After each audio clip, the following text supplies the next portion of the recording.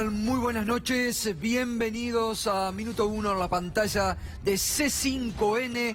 Hoy, más que nunca, la realidad. Lo que otros no te cuentan, lo que otros no te muestran. Aquí, diariamente, te lo mostramos, te lo contamos, clarificamos la información para que estés muy bien informado de lo que realmente pasa en la República Argentina. El principal empresario de la República Argentina cayó también hoy procesado como integrante de una asociación ilícita por el juez federal Claudio Bonadío. Roca, reitero, el mayor empresario de la República Argentina, el más poderoso. Esto, ¿cómo va a repercutir en las inversiones? Las acciones de la principal empresa de Roca se derrumbaron en Wall Street. Hay un riesgo país, hay un riesgo Bonadío para los empresarios argentinos. Fernando Alonso le va a hacer esta noche la comparación entre el riesgo país y el riesgo Bonadío. ¿Cómo será la repercusión del empresariado argentino frente al procesamiento del principal empresario de la República Argentina? ¿Cómo va a repercutir esto en los negocios, en las inversiones, en la seguridad jurídica de la Argentina, de la que tanto se hablan? Todo el análisis. Fernando Alonso enseguida estar trabajando ya. Y además, esta noche le voy a preguntar a Darío Bizarruel. Esta caracterización que hace Bonadío de Paolo Roca, integrando una asociación ilícita. Si recordamos que la expresidenta Cristina Fernández de Kirchner en esta causa fue procesada como la organizadora, la que encabezaba la supuesta asociación ilícita, para Bonadío, Paolo Roca era un empleado de la expresidenta Cristina Fernández de Kirchner. Yo le voy a preguntar a Darío Bizarruel desde lo jurídico. La verdad que no cierra, ¿no? Parece una locura, pero según Bonadío, pareciera que Roca era un empleado de la expresidenta. Muy bien, eso va a ser uno de los temas. Pero además seguimos profundizando, como hacemos siempre. Ayer el presidente Mauricio Macri se indignó, se sorprendió por los barrabravas en el fútbol argentino. Recordamos lo que decía ayer. Tenemos todavía una parte de la dirigencia que apaña este tipo de cosas, apaña como una conducta razonable tirar piedras, agredir, violentar. Y claramente esto no es aceptable. Y más allá de los operativos policiales, yo no puedo resignarme como presidente representando a la inmensa mayoría de argentinos que somos pacíficos, que para organizar un espectáculo deportivo hay que militarizar toda la zona, prácticamente toda la ciudad. Es una locura. ¿Cómo puede ser que a la crítica de que solamente la policía detuvo 23 personas después de todos los desmanes del sábado, en horas de vuelta, esas personas estén libres? No entiendo en nombre de todos los argentinos, no entiendo. Entonces no entiendo cómo puede haber dirigentes argentinos que avalen esto y nos salgan unánimemente a decir que esta no es la forma. Ahí estaba el presidente indignándose en la jornada de ayer, reiterando en esta casi actuación que decía, no entiendo. Hoy, esta mañana, en Mañana Silvestre en Radio 10, estuvimos hablando con el ex juez Mariano Vergés. Mariano Vergés tuvo a su cargo muchas actuaciones en contra de los barrabravas. Después lo terminaron corriendo, ¿no?, de esa función.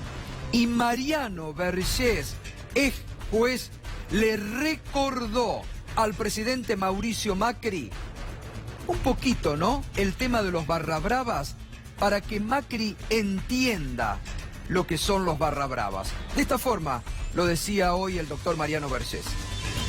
Ya por el año 2003-2004 nosotros tuvimos, digamos, yo estaba a cargo de un juego penal y una causa bastante importante vinculada con lo que sería, digamos, el grupo violento de Boca y las vinculaciones con las dirigencias.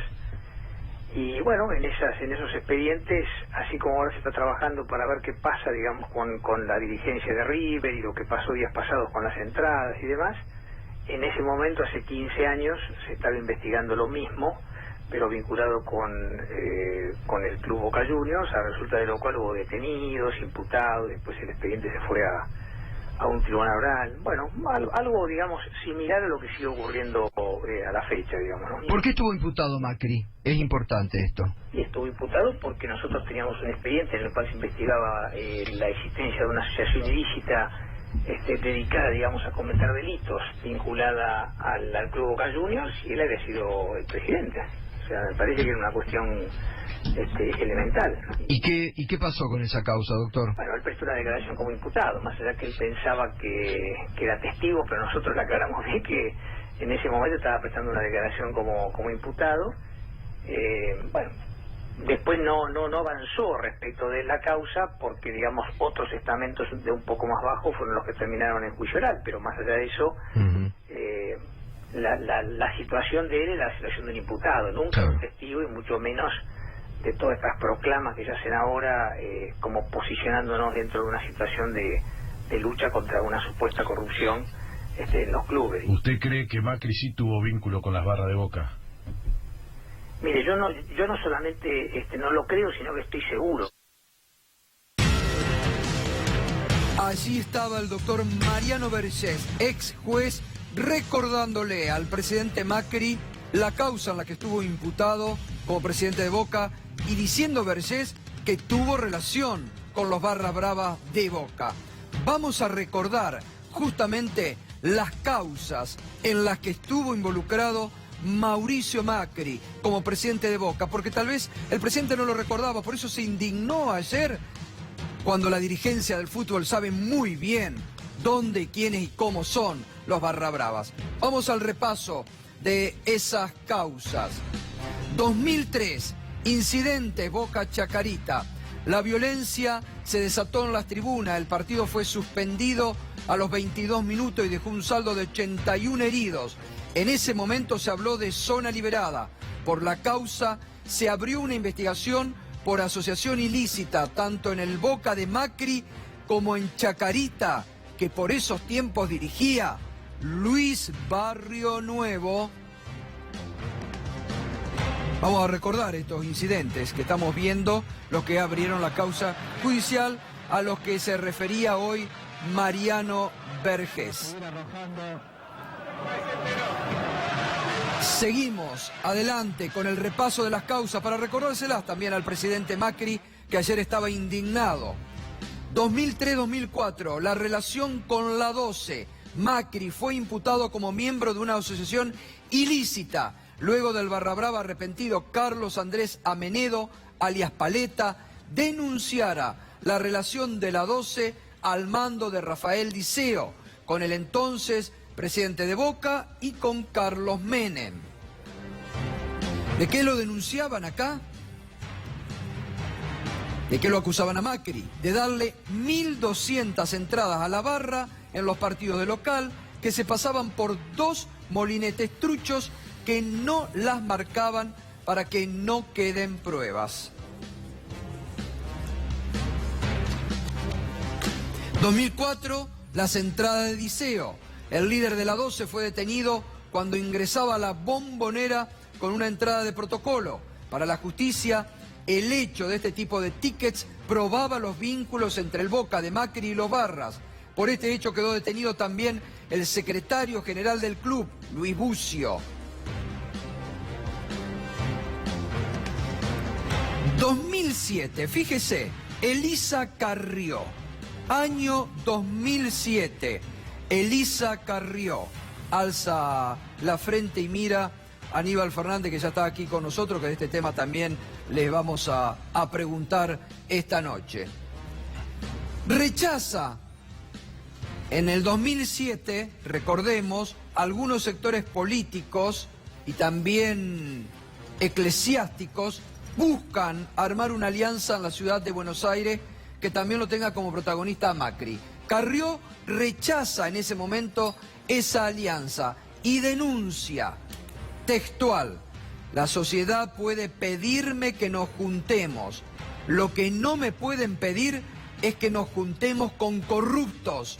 Los barrabravas acompañan a los grandes políticos y lo dice el presidente del club de fútbol mayor de la Argentina, Boca, es decir, en ese momento Mauricio Macri. Negocio, política, violencia, está todo mezclado y también está determinada una forma de carrera política. Lo denunciaba en el 2007 Elisa Carrió. Bueno, y la última causa, que ahora también lo vamos a hablar con el colega Nacho Damiani, que nos aportaba información en las últimas horas. Carnet truchos en Boca. La causa involucró de lleno al actual presidente de Boca, Daniel Angelici. Se investigaba la relación entre los barras y el club a través de carnetes falsificados, que quedó probada a través de escucha. La causa quedó archivada. Darío Villarruel, que esta mañana también me sumaba, mientras estábamos en la radio, Darío me recordaba muchos de los temas de los que hablábamos después con el doctor Mariano Vergés, ¿no? Darío, buenas noches. ¿Qué tal, Gustavo? Porque en la primera imagen yo estaba en la tribuna de Boca, soy hincha de Chacarita y estuve en esos incidentes.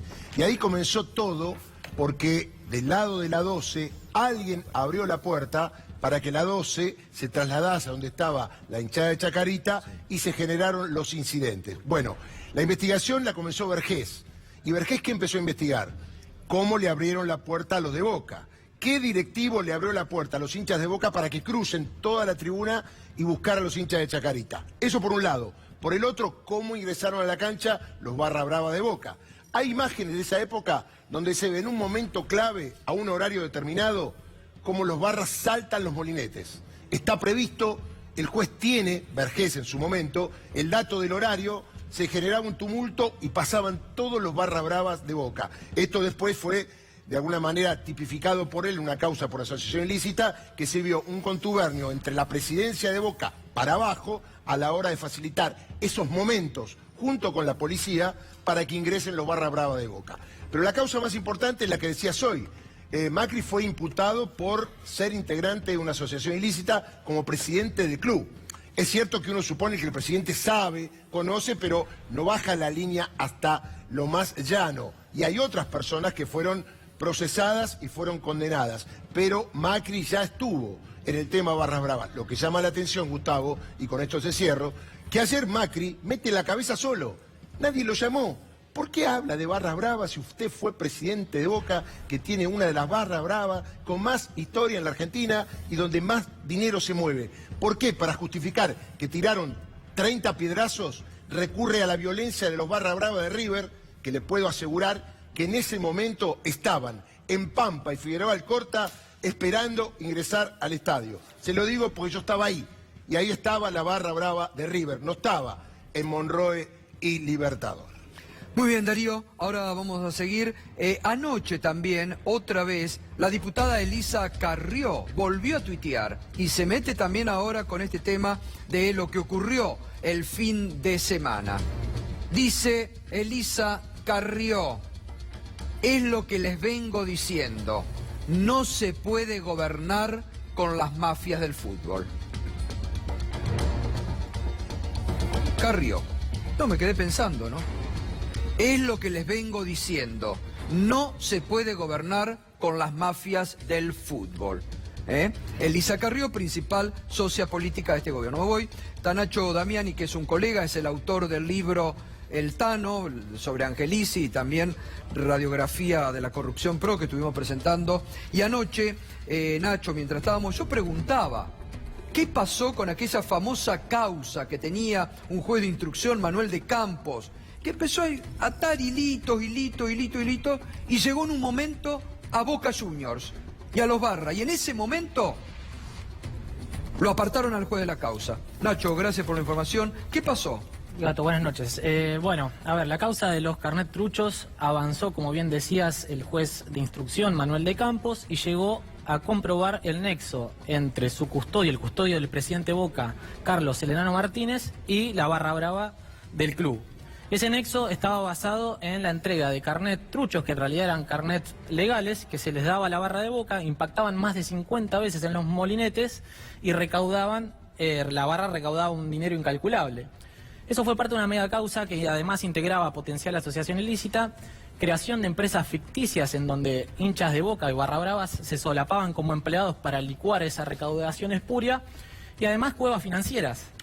Es decir, por supuesto que esto... Ya como presidente de Boca, Angelici. Angelici, pero uno no es inocente, esto es preexistente, no es que Angelici asumió y de repente ya estaban esos hilos surcidos. Ahora bien, el enano Carlos Martínez fue parte de las escuchas en las que encontró el juez de Campos, que citó como testigo a Angelici a declarar. El presidente Boca dijo que los conocía, pero no tenía vínculo, pero cuando salió después de 7 horas de declarar ante el juez...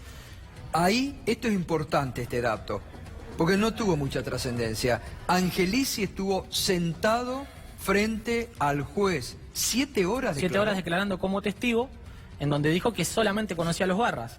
Con el tiempo, a ver, hace unos pocos meses Diceo estaba en la Copa Jan Gamper en España fotografiándose, y hace unos meses más atrás se escuchó un audio que se viralizó diciendo que tenía Diceo un pacto a muerte con el presidente Boca. No obstante, Boca lo que hizo fue salir a atacar al juez corporativamente hasta quitarle el expediente. Manuel de Campos finalmente se quedó sin la causa, esa causa cayó... Es decir, se la sacaron al juez. Se la sacaron y cuando hoy está... empezó a meterse con Boca. Sí, hoy está amenazado en el Consejo de la Magistratura por un juicio político. Pero además esa causa cayó en Facundo Cubas, que la cerró y llamativamente a los pocos días renunció.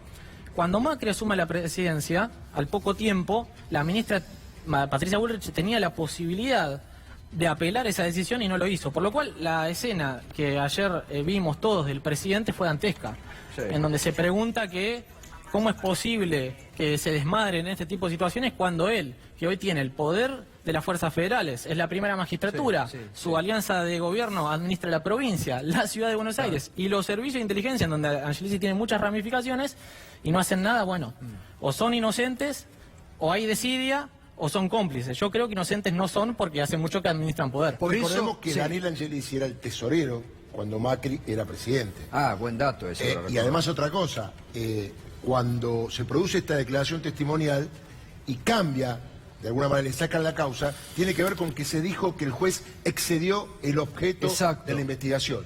Que fue lo mismo que pasó, ¿te acordás con José Manuel Campagnoli? Claro. Que en un momento, como se excedió, obviamente le pidieron juicio político, bueno, en realidad se excedió, lo dejaron y fue la causa de Lázaro Báez, que comenzó la instrucción y terminó en federal, ¿no? Sí. Distinta vara, como decimos. No, pero acá lo interesante, por eso el testimonio de Nacho es muy interesante y muy importante, porque el presidente que ayer se mostró tan interesado, hoy le podría pedir a Garabano, ¿no?, que vaya a buscar esa causa, que se destape esa causa, si está interesado en investigar a los Barra Brava, y va a tener mucho para investigar ahí, ¿no? Sin duda, y además, otra vez, pongamos luz en las relaciones que tiene Angelici en los servicios de inteligencia, porque Angelici es un hombre que tenta mucho poder, no solo como dirigente deportivo, sino en la justicia de la ciudad de Buenos Aires. Ayer invitaron a renunciar a Martín Ocampo, pero cuidado, porque Martín Ocampo era ministro, pero estaba de licencia como jefe de los fiscales.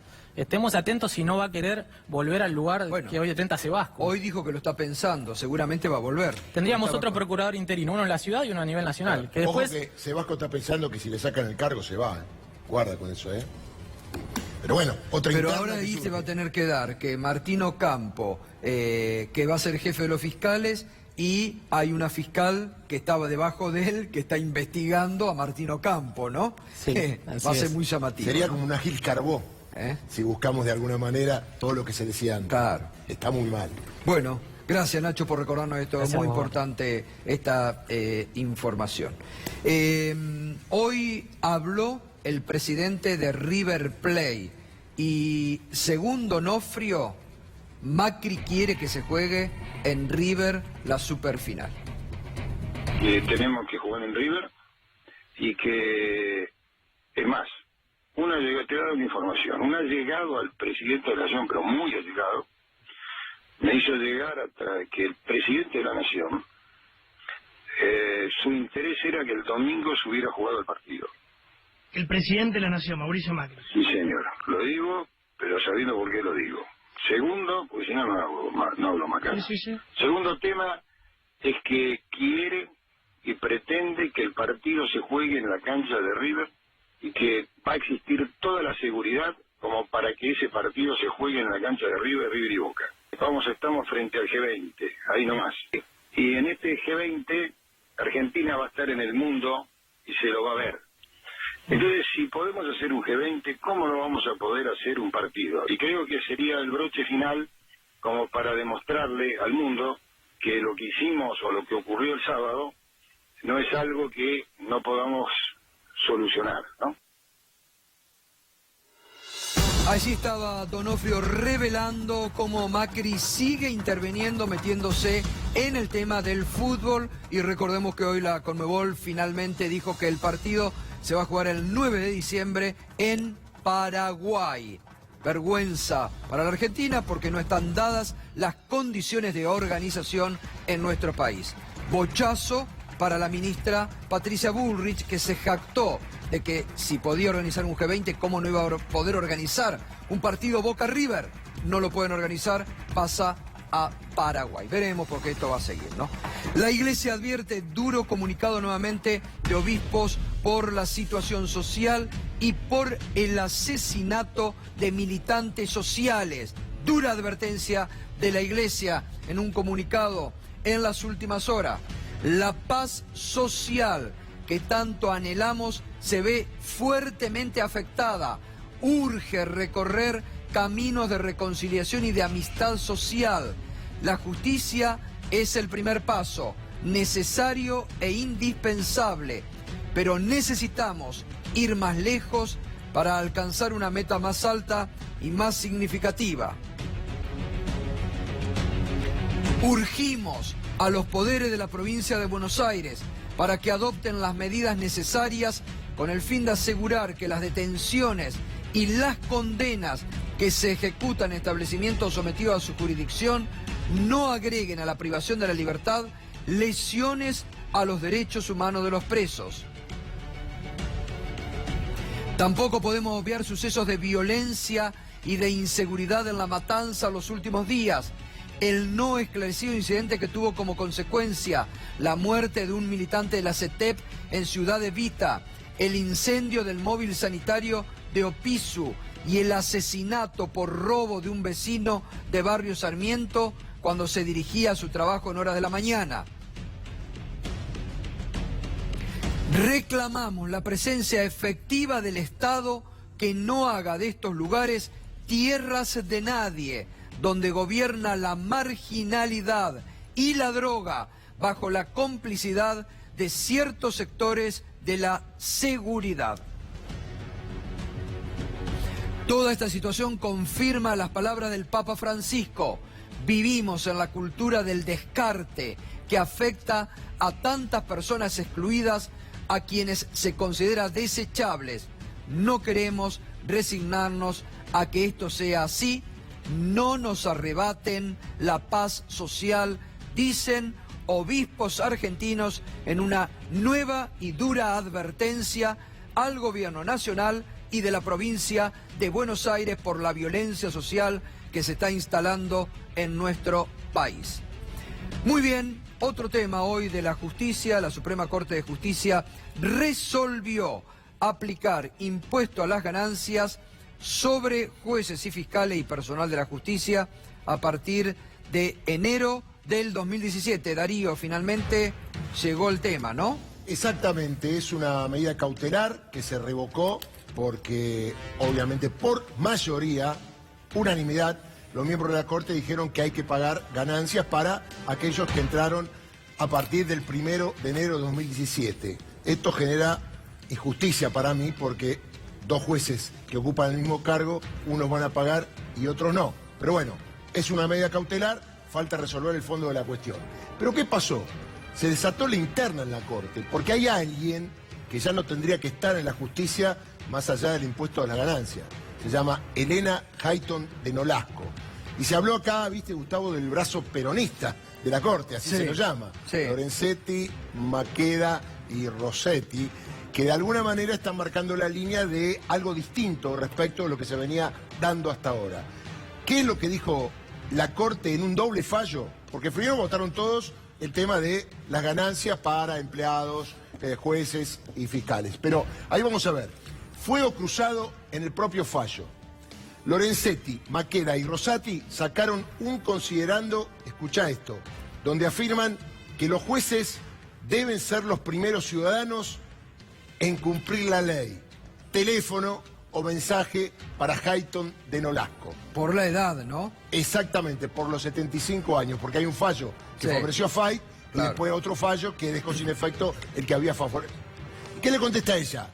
El fuego cruzado en su propio fallo. La minoría, Rosenkrantz, que se pega a Hayton de Nolasco, pensaba tener más poder, solamente le queda esta magistrada, recoge el guante y amplían su fundamento, dice que los jueces tienen derecho de plantear ante la justicia agravios respecto a los que consideran sus derechos. A ver, es muy gracioso que los jueces estén peleando en una acordada sobre lo que tienen que reclamar o no pueden reclamar. ¿Saben lo que se dice en la Corte? Que Elena Hayton de Nolasco ha quedado en una posición incómoda, tiene más de 75, ella presentó un amparo y el Ministerio de Justicia no apeló. Es decir, que mucha gente, cuando le llega el turno de que le resuelva Elena Hayton de Nolasco, puede pedir su recusación, porque no apeló el Ministerio de Justicia. Claro. Entonces, de alguna manera, está usufructuando un cargo que, de acuerdo a la última jurisprudencia de la Corte, que recalcó el trío peronista, debería ya dejar el cargo como en su momento lo dejó Raúl Zaffaroni. Así es. Bueno, muy bien. Y el calendario de la Corte, esta Corte enfrentada, sin lugar a dudas, recordemos cuál fue el enfrentamiento entre Lorenzetti y Rosenkrantz. ¿Cómo sigue? 4 de diciembre, la aplicación del 2x1 en las causas de delitos de lesa humanidad. 11 de diciembre, constitucionalidad de la ley de Lema en Santa Cruz. Cierra el año con este tema que va a ser imprescindible para determinar la suerte de los jubilados, ¿eh? La determinación de la fórmula aplicable para los aumentos a jubilados, ese tema se trata en la Corte el 18 de diciembre. Economía. Sí, Fernando, buenas noches. Fernando, ¿quería decir algo? Gustavo, buenas noches. Vos sabés que Rosenkrantz tuvo otra derrota muy grande hoy, porque la Corte, en un fallo por unanimidad, rechazó una presentación de Carrió que intentaba separar a Marchi, que es el administrador de los fondos de la Corte, de su cargo. Rosenkrantz también quiere sacarlo, por eso digo que fue una derrota para Rosenkrantz, porque no logró mayoría para tratar este pedido de Carrió. Así que está en una situación muy compleja su presidencia, porque no logra hacer pie y no logra meter a un hombre propio, como quieren, un hombre del gobierno, a manejar la famosa caja de la justicia, que Darío creo ya tiene como 15.000 millones de pesos en stock para eventualidades. Así que hay una situación muy compleja ahí.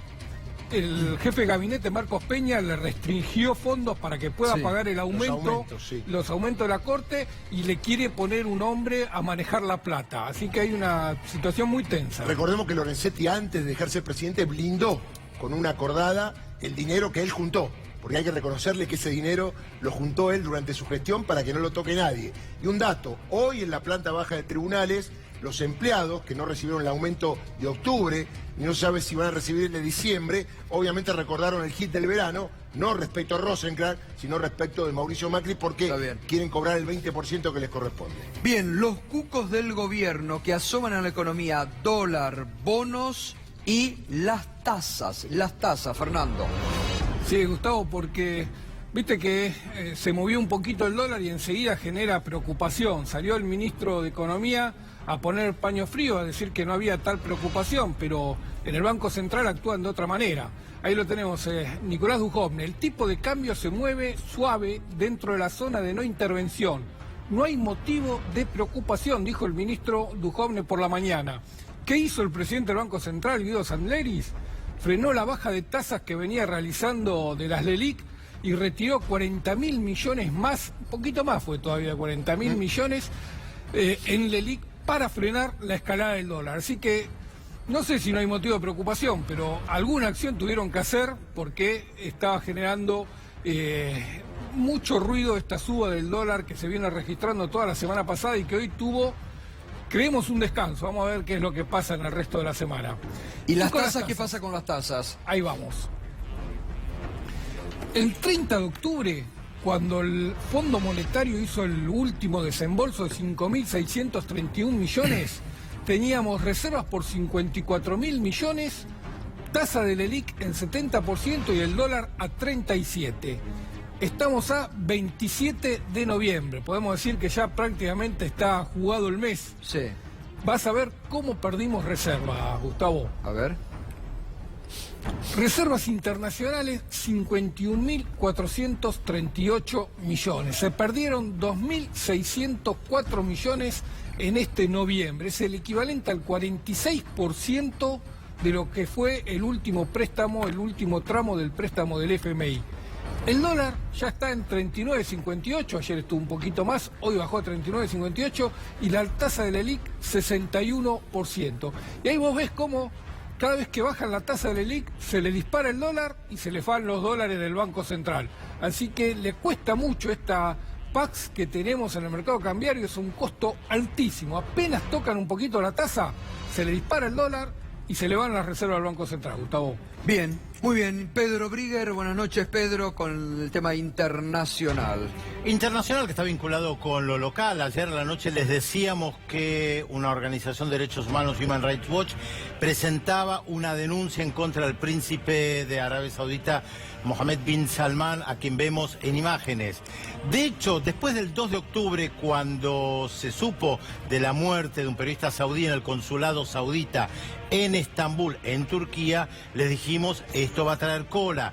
¿Por qué? Porque bin Salman viene a la cumbre del G20. Lo que hizo Human Rights Watch ayer es presentar una denuncia por violación del derecho internacional por crímenes de guerra en contra del príncipe bin Salman, responsable de crímenes de guerra en Yemen. También de esto venimos hablando en Minuto 1 hace meses, de la matanza sistemática de niños, especialmente a través de los bombardeos en Yemen, y el asesinato de Kamal Khashoggi, este periodista saudí en el consulado en Estambul, que todavía no se sabe si lo cortaron en pedacitos, si lo disolvieron en ácido, todavía no se sabe qué pasó. Bin Salman estuvo en Túnez hoy y hubo protestas en su contra, también acusándolo de ser responsable del asesinato de un periodista. Así que la relación ahí es bastante complicada, Bin Salman, con varios países, entre ellos con Turquía. Y Turquía también es parte del G20. La pregunta es, ¿se verán las caras? ¿Se encontrarán aquí? Bueno, las caras seguramente se las van a ver porque van a estar juntos en la misma mesa. Según el canciller turco, hubo un pedido, un llamado de los saudíes para que se encuentren, pero que por ahora Turquía dice no hay motivo para una bilateral. Vamos a ver qué pasa cuando estén los dos en Buenos Aires. Hablamos de Arabia Saudita, país productor de petróleo. Lo tenemos que ligar con las protestas en Francia, por supuesto, porque hoy el presidente de Francia, Emmanuel Macron, habló sobre las protestas y dijo que en realidad parte del problema tiene que ver con el aumento del precio del petróleo y mencionó a 3 países como responsables: Irán, Rusia y Arabia Saudita. Como vemos, Arabia Saudita es un jugador de nivel internacional. El presidente de Francia habló hoy porque sabe que se le vienen protestas muy grandes el sábado que viene y él tiene que estar en Buenos Aires. Así que la pregunta es qué hará al respecto. Las protestas van a continuar, les recuerdo, protestas que tienen ya más de 10 días en contra del alza de los combustibles. Y vi un afiche muy lindo en Francia, con la imaginación habitual que tienen los franceses, que dice así: la política no cambió. Ya desde la época de Luis XIV, que falleció en 1715, cuando se le planteaba al rey que no había más dinero, ¿qué respondía el rey? Tenemos a los pobres, cóbrenles a ellos que igual no se quejan.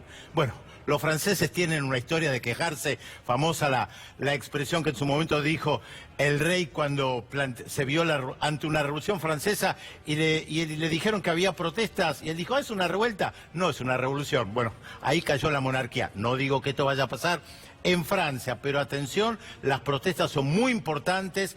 En paralelo, el presidente bajó el impuesto a la riqueza. Vio que siempre dicen que no hay alternativa, que no hay de dónde sacar dinero y que por eso hay que cobrar más impuestos a los más pobres, como decía el rey en su momento, hay una alternativa. El impuesto a la riqueza, por ejemplo, es uno. Si usted le saca 4.000 millones de euros al impuesto a la riqueza, y de algún lugar tiene que sacar el dinero.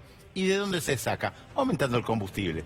Muchas gracias, Pedro. Aníbal, buenas noches, ¿cómo está? ¿Cómo va? Bien. Bueno, empezamos con este tema que el presidente ayer estaba indignado y dijo que cómo era posible, el tema de los barra bravas, que los Verlo al jueces... presidente indignado es casi para indignarse, porque el presidente lo menos que hace es dedicarle a esto esfuerzo, ni pensamiento, ni cosas que se le parezca. Yo no creo que un presidente tenga que hacer una conferencia de prensa de esta característica. Me parece que se está rifando la figura del presidente que nos pertenece a todos. Mal que nos pese, este señor nos pertenece a todos. Y esto que él está usurpando, utilizando de mala manera, no es otra cosa que explicar lo que no tiene que explicar.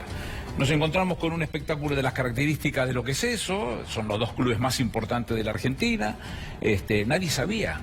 Maquiavelo dice que cuando uno quiere saber dónde queda el cielo, lo que hace es que debe averiguar dónde queda el infierno y evitarlo. Bueno, acá lo que había que hacer es eso. Ustedes no saben que para no tener conflicto el tema era tan simple como no permitir que en ningún momento se roce el micro de Boca con la hinchada de River.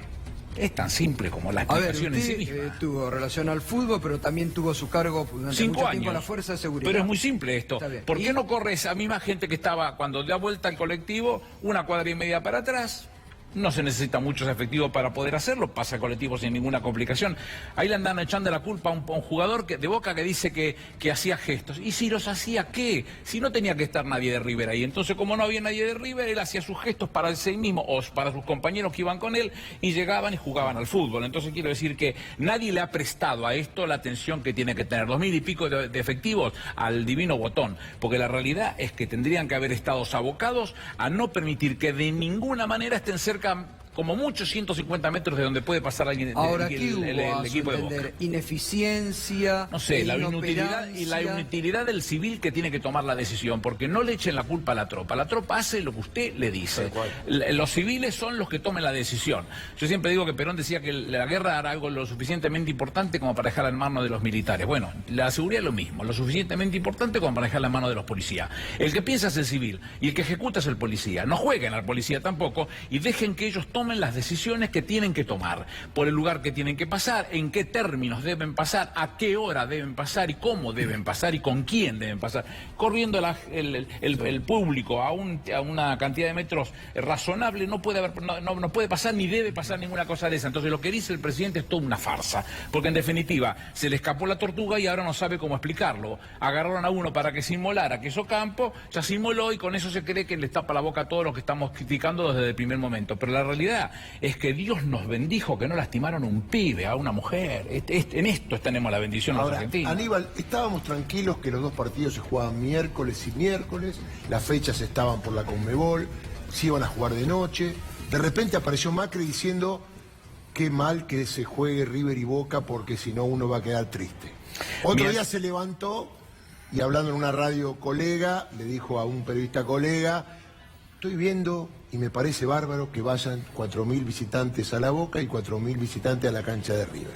Después dijo que, hoy lo recordaba el Gato, que Gallardo era, ¿cómo es que dijo? Culón. El culón de Gallardo. ¿No metió la cabeza Macri en un lugar donde nunca se debió meter? Sí, nunca, tendría que haber hablado nunca.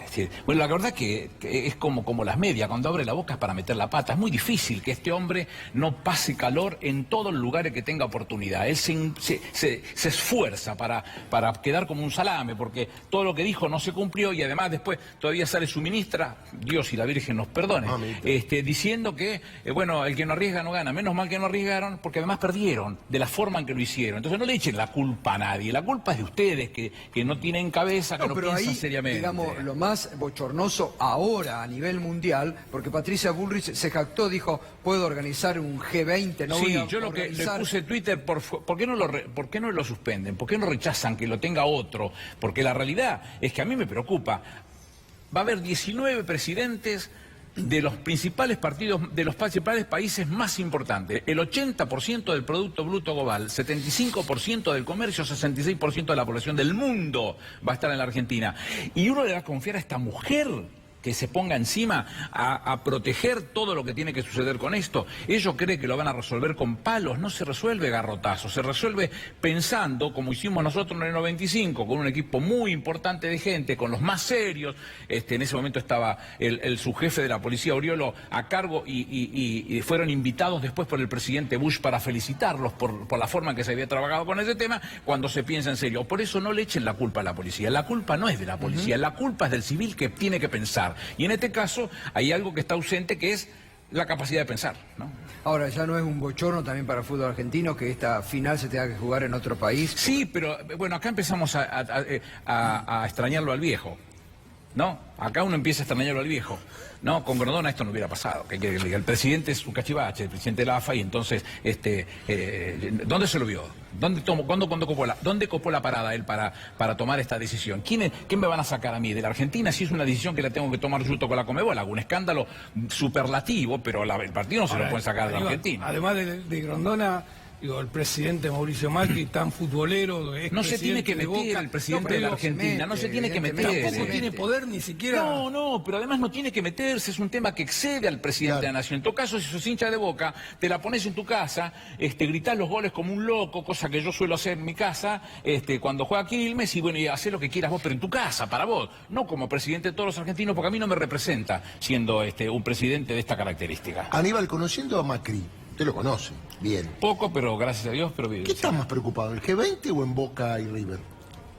Yo creo que el G20 él no está entendiendo lo que... Porque además la situación para él en el G20 cambia. ¿De dónde nace el G20? Nace como un nuevo acuerdo de Bretton Woods. En el 2008, con la caída de Lehman Brothers, uno de los 5 bancos más importantes de los Estados Unidos, 148 años de vida, es un viandazo del que es muy difícil salir. El presidente Bush, muy inteligentemente, a mi manera de ver, en vez de tomar el G7, lo que hace es ampliarlo, vuelvo a insistir, 80% del Producto Bruto Global, 75% del comercio, 66% de la población, mete en la bolsa a la parte más grande del mundo para discutir lo más importante que tenemos que revisar entre todos. Incorpora de América 3 países que son Brasil, Argentina y México. En esta discusión dan un montón de temas para tratar y después se van incorporando otros temas como el empleo, como las migraciones, como el cambio climático, como la energía, como el terrorismo. Se incorporan otros temas porque es un lugar bárbaro. Ustedes recordarán que en Francia, Cristina, cuando el presidente Obama, presidente de la potencia más importante del mundo, y el presidente Sarkozy, presidente de Francia, quisieron plantearse la discusión de cómo calificar los commodities, Cristina les planteó el tema de la anarcofinanciamiento. Sí. Los acuerdos de Bretton Woods crean el Fondo Monetario para que ordene el comercio internacional. Hoy tenemos una parte de comercio por 2 partes financieras que caminan por el mundo y nadie las controla. Bueno, terminó obligándolos prácticamente a tener que discutir temas de esa característica. Hoy estamos en las peores de las condiciones, porque cuando Macri pretendía que viniera a la Argentina, él creyó que iba a ser uno de los emergentes de la derecha americana o del liberalismo americano en el auge de todos los países. Y la realidad es que todos los países que manifiestan este neoliberalismo planteado como estrategia global en toda la América no lo tiene, no es nada, y él tampoco es nada en un país absolutamente debilitado, con todas las pestes posibles sobre la mesa y sin ninguna solución a la vista. Entonces creo que es el peor de los escenarios, y además un escenario cuando la presidencia, que la va a tener él, siempre tiene la oportunidad de ofrecer cosas muy importantes para la transformación, no tiene absolutamente nada para ofrecer. ¿Y qué hizo entonces para evitar ese conflicto? Se sacó los quilombos de encima, se sacó el cambio climático, no lo menciona en la agenda, se fue sacando uno por uno, porque recordarán ustedes que la anteúltima, esta es la reunión número 13, en la reunión 12 en Alemania, estamos hablando de Angela Merkel, no es una persona de arriar con un palito, es una mujer muy bien plantada, y le costó un triunfo ordenar esa reunión, porque entre otras cosas también se comió la postura dura y definitiva de lo que significa Trump en términos del cambio climático. En todo caso era mucho más interesante para Argentina tener a Trump oponiéndose y poder plantear esa discusión, que salir callado Totalmente. con un documento que tibio. Jugando con tierra, están jugando con Eso tierra. no se acá habla, claro. De estas cosas no se habla para no meterse en quilombo. Y esto es lo que vamos a ver en la Argentina. Es el debate que probablemente haya si se encuentran el presidente de los Estados Unidos y el presidente de Francia. Totalmente. Porque fue el gran conflicto que le generó desde la propia Alemania. Y vuelvo a insistir, la presidenta Merkel es el único... La vamos a ver pasar. La porque presidenta los Merkel temas- es el único, el canciller Merkel es la única el líder mundial que estuvo en las 12 anteriores, Claro. y va a estar en Buenos Aires también. Digo, la vamos a ver pasar, porque los temas que se van a hablar va a ser Trump con Macron, El único que Trump con China. se está incorporando, bueno, porque ahí tenemos temas que son muy difíciles. El Fondo Monetario fue muy cuestionado con la caída de Lehman Brothers por no haberse dado cuenta. Nunca se dieron cuenta de nada. Vinieron a la Argentina a felicitarnos cuando estábamos prendiéndonos fuego en el gobierno de la Rúa, con el Fondo Monetario. Después aparece el cuestionamiento al G20 por la crisis de la recesión que tiene Francia en el 2012, en donde también se comen un palazo fenomenal y las soluciones son muy difíciles, muy largas para poder cumplirlas, porque están en el medio de lo que sucede en el mundo y es muy difícil salir. Aníbal, lo hemos hablado con usted en otras oportunidades, ahora en la próxima hora lo vamos a seguir hablando con la doctora Graciela Peñafort, que se ha metido en este tema, lo que ahora se denomina la fake news. La semana pasada vimos cómo Federico Lascar, ante un tribunal oral, dijo: La Nata y Barrio Nuevo me llenaron la cabeza, me armaron un guión para que arme la ruta del dinero acá contra el gobierno anterior. Usted lo vivió en carne propia, Sí, claro. una operación similar. Son mentiras que se caen. ¿Cómo se toma esto? Cuando la justicia lo toma, el periodismo de guerra lo llevó adelante. A mí me parece que tienen, ustedes lo trajeron aquí al doctor Ubeira, que es un profesional serio, que sabe una bocha de este tema, y que yo no estoy convencido de que el doctor Ubeira esté decidido a dejar que estas cosas pasen de largo. Me parece que el mamarracho de Barrio Nuevo, con esa piolada en una mesa de piolas que va contando lo que él hizo para llevarse puesto a este muchacho, con complicaciones inclusive médicas y medicaciones determinada, va a tener que dar explicaciones en la justicia, salvo que sea una grosería y que la justicia no quiera intervenir en algo de esta característica, va a tener que dar explicaciones severas. Y lo veo a Ubeira muy convencido y muy decidido, y además bien rumbeado como para poner estas cosas en su lugar. Ahora, fueron operaciones armadas que fueron, bueno, a usted lo hicieron perder la gobernación, el 2015 se jugó fuertemente con esos temas. ¿Cómo se hace también para que esto no vuelva a ocurrir en la Argentina, no? Bueno, es cuestión de ponerse a prepararse también para estas cosas. Acá, de eso no es ajeno el presidente de la Nación, no es ajena la gobernadora de la provincia de Buenos Aires. Ellos formaron parte de esta pantomima, con toda esta suciedad ¿fueron acciones generada para llevarlos al poder? Sí, claro, totalmente, pero no es después aparecen en el mundo varios casos que se pueden exhibir y que se pueden analizar con mucho más criterio.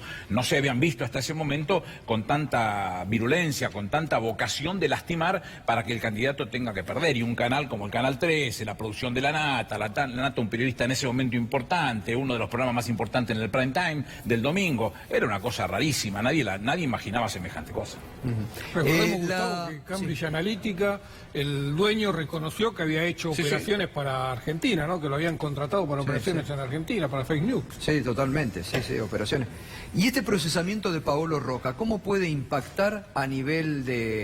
Para mí, de la misma manera, no sirve para nada, porque son fotocopia de fotocopia, han detenido gente con eso, han procesado gente con eso, los arrepentidos, que conforme la ley 27.304 son imputados colaboradores o colaboracionistas, me gusta más el término, los que colaboraron diciendo cualquier verdura con tal de que les dieran la oportunidad de volverse a su casa y no tener que estar detenido. A los otros los detuvieron sin ningún miramiento y ahora a Roca lo acaban de procesar, y yo creo que esto termina en nada, porque como la ley es flagrantemente inconstitucional, no hay forma que se pueda pasar por alto el artículo 18 de la Constitución, que no obliga a uno a declarar contra sí mismo. Esa ley, por el 276 bis o por el artículo 15 de la propia ley 27.304, que habla cuando no se puede probar ninguno de los hechos, yo insisto, quisieron decir que esto era el lavallato argentino, pero el lavallato tenía la trazabilidad del dinero, se podía correr la ruta. Acá nadie puede ver nada, no hay forma que lo demuestren, si agarran las contabilidades en ningún lado figura que haya salido el dinero, con lo cual lo que va a terminar es que todo el mundo va a decir, mire, no lo puedo probar. Ahora, Aníbal,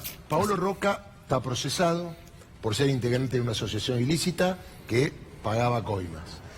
Aparentemente es empleado de Cristina, porque Cristina es la jefa, digo, con esta calificación loca de asociación ilícita. Pablo Roca está libre como deberían estar todos libres, ¿estamos de acuerdo? Sí, claro. ¿Por qué esa doble vara? Porque Pablo Roca tiene poder para escaparse. ¿Puede perturbar la investigación? No, tiene poder para escaparse, se le antoja 84 veces ir y venir en el mismo día. Tiene poder para escaparse. No sé si pero Barata lo tiene. Estamos hablando de tipos que son grandes. Roberto Barata es tan grande y tan respetable como Roca. No me merece, no le quito ni medio milímetro de ventaja. ¿Y por qué tiene que estar detenido? Porque se les ocurre a ellos. Esto es una aberración lo que está sucediendo en Argentina, que hasta el propio presidente de la Corte habló de los excesos de las prisiones preventivas que no tienen ningún sentido ni razón de ser cuando no se conforme el caso Díaz Besone, no va a haber ni entorpecimiento del proceso, ni se van a dar la fuga. Habló por el reportaje, pero no sé, ningún juez de la Corte pidió los expedientes, como podría haber hecho, como de hecho hicieron en el caso del Tribunal Oral. No lo puede hacer salteando hasta que llegue. Claro. De hecho lo hicieron con el Tribunal Federal Oral, que quería jugar a Cristina, lo desarmaron antes de hacerlo. Lo que la Corte puede hacer, que en el caso que se hubiese concedido un recurso en casación y hubiese llegado a la Corte, lo que puede hacer per se es trabajar sobre el derecho, ampliarlo hasta donde quiera. Iura no curia, se dice el derecho. El juez entiende el derecho, él sabe hasta dónde va a llegar en su momento. Pero en el resto de la cosa no, y en lo peticionado menos, con lo cual estamos en presencia de una cosa muy difícil de explicarla, porque la realidad es que es un desaguisado sin sentido. Recién veíamos este nuevo documento de los obispos que dicen no nos roben la paz social, advirtiendo sobre situaciones de violencia en la provincia de Buenos Aires. Pero sí es quizás uno de los temas que más nos tienen que importar, porque cuando uno escucha lo que están diciendo estos obispos, que tienen recontradefinida y de cara al sol una posición asumida respecto de la opción por los pobres, la visión es la que más les preocupa, porque saben que el presidente, entre todas las cosas que sacó, y los invito a ver el videíto que se hizo el día que debatió con Daniel Scioli, él pone como primer tema pobreza cero. Estamos en un país de pobreza cero, les importa un carajo, no les importa nada. Y como recién decían los muchachos, realmente lo que están haciendo es que cuando no tienen dinero van por la plata de los que menos tienen, de los pobres, de los vulnerables, de los viejos, de los pibes, de las mujeres embarazadas, de los trabajadores en general. 560.000 más pagan impuesto a la ganancia. A Cristina le hacían paro por el impuesto a ganancia, pero ahora hay 560.000 más que pagan por el impuesto a la ganancia. Entonces, ¿dónde está la demostración de que a este gobierno de ricos para una parte de los ricos, porque ni siquiera es ricos para ricos, ahora ya hay que hacer más la clasificación, ricos para los amigos, para sus amigos ricos? La realidad es que lo que uno se va a encontrar es que cada vez hay más desigualdades. El mundo ve como el 82%, y esto se va a tratar en el G20, el 82% de la riqueza generada en el último año se lo lleva el 1% de la población, el 1%. Y hay 3.700 millones de personas en el mundo que no vieron mejorar su situación en nada. Y en la Argentina es la gráfica más contundente, porque este presidente pareciera que goza buscándole la plata. No lo comparen con Luis XIV, porque me da mucha vergüenza, porque aunque haya hecho semejante cosa, Luis XIV era uno de los tipos más inteligentes que uno puede leer.